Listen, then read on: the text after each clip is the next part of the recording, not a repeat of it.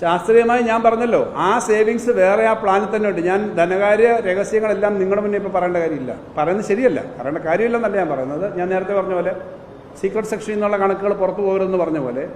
എന്നാൽ ഇത് നമ്മളൊരു എക്സ്പെക്ട് ചെയ്ത് ചെയ്താൽ, പക്ഷേ ആവശ്യമായ കുഷൻ ഇട്ടിട്ടുണ്ട്. ഇതിനകത്തൊരു ഷോർട്ടേജ് വന്നാലും ചെയ്യാൻ പറ്റുന്ന കുഷനുണ്ട്. ഇപ്പോഴത്തെ ധനകാര്യമന്ത്രിയോട് ആ കാര്യങ്ങൾ നമുക്കറിയുന്ന ധനകാര്യ വകുപ്പിലെ ഉദ്യോഗസ്ഥന്മാർക്കും അറിയാം. അതിനുള്ള കുഷനുണ്ട് അവിടെ. അതുകൊണ്ട് നടക്കാത്തൊരു കാര്യമല്ല. 2,39,000 കോടി രൂപയാണ് നമ്മുടെ ബഡ്ജറ്റ് സൈസ്. പ്ലാനെന്ന് അദ്ദേഹം പറഞ്ഞതുകൊണ്ടാണ് ഞാൻ പറഞ്ഞത്. പ്ലാൻ അല്ല, ബഡ്ജറ്റ് സൈസാണ്. ബഡ്ജറ്റ് സൈസ് 2,39,000 കോടിയിൽ നിന്ന് കുറച്ച് ഈ പറഞ്ഞ ഷോർട്ടേജ് വരുന്ന ബഡ്ജറ്റ് സൈസിലേക്ക് പോയാലും മാനേജ് ചെയ്യാൻ പറ്റുന്നുണ്ടെന്ന് ഞാൻ പറയുന്നു. കാരണം ഞാനത് തയ്യാറാക്കുമ്പോൾ ഞാൻ പ്രതിപക്ഷമാവുമെന്നും ഇവർ വരുമെന്നും വെച്ചല്ലോ. ഇലക്ഷൻ ആകുമ്പം ആരും വരാം, ജയിക്കാൻ നോക്കാം. പക്ഷേ ഞങ്ങൾക്ക് ഉത്തരവാദിത്വം ഉണ്ടെങ്കിൽ നടത്താവുന്ന തരത്തിൽ തന്നെയാണല്ലോ ബഡ്ജറ്റ് തയ്യാറാക്കിയേക്കുന്നത്. ഞങ്ങളാണ് വരുന്നതെങ്കിൽ ഇത് നടത്തത്തില്ല എന്ന് പറഞ്ഞ് പോകാൻ പറ്റില്ലല്ലോ. അപ്പോൾ അതിനുള്ള സ്പേസ് അതിലുണ്ട്. പക്ഷേ ഇവിടുത്തെ ഏറ്റവും പ്രധാനപ്പെട്ട പൊളിറ്റിക്കലും എക്കണോമിക്കലും സ്റ്റേറ്റിൻ്റെ ഇൻട്രസ്റ്റായ പ്രശ്നം എന്താ?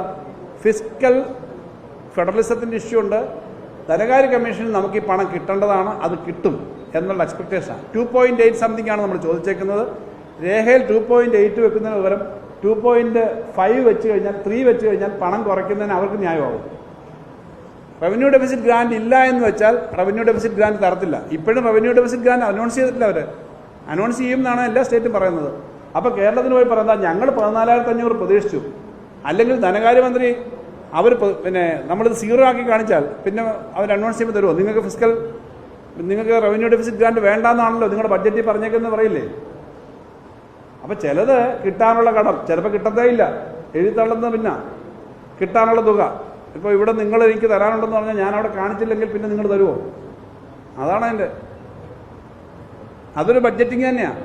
അത് for the interest of the state, അല്ലെങ്കിൽ നിങ്ങൾ ഏത് സ്ഥാപനത്തിലായാലും അതിനു വേണ്ടി തന്നെയുള്ളൊരു ബഡ്ജറ്റിംഗ് ആണ്. പക്ഷേ അതിന് വേറെ സേവിങ് ഏരിയാസ് ഉണ്ട്, അതിനുള്ള കുഷനുണ്ട്. അത് ഞാൻ ഉത്തരവാദിത്തോട് പറയുന്നത് അതിനകത്ത് പണം ഇട്ടിട്ടുണ്ട്. എന്നോട് ചോദിച്ചിരുന്നെങ്കിൽ അവർ ചോദിച്ചിരുന്നെങ്കിൽ ഞാൻ പറഞ്ഞു കൊടുത്തേനെ കേട്ടോ, പറയാൻ പറ്റത്തില്ല അവർ.